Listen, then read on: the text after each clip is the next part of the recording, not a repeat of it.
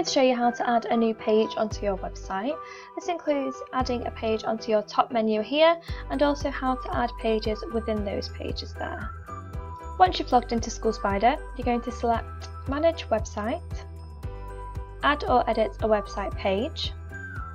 This is going to give you a list of all pages currently on your website. You can edit a page by selecting the blue plus here. You can add a new page by selecting Add a New Page up at the top. This is going to give you the basic layout that you're going to see throughout SchoolSpider. Now you're going to pop your title up at the top here.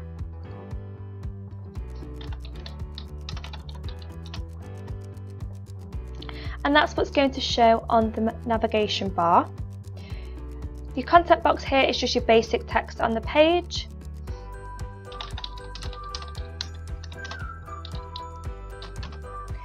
And then here at the bottom you can see it says position of this page. Now this is where you're going to select where you want that page to sit. So at the moment it says this page will appear on the top menu. That's going to go right at the top of your website on your navigation bar. If I select this drop down, it's going to give me a list of all current pages on your website, and then I can use the scroll bar to select where I want to add that page. I'm going to select About Us. Now with all your pages you've got two options up at the bottom here. You can save all details at the bottom, and what that's going to do is pop up the media center where you can start adding your images, files, etc. The active box is to tick when you're happy for the website page to go live. So I'm going to tick that straight away and I'm going to press save. And you'll see this has popped up on the right hand side. If you do want some more information on how to use these different elements, I'll pop a video up here of the media center and all the different areas within there that you can watch to show how to do each bit.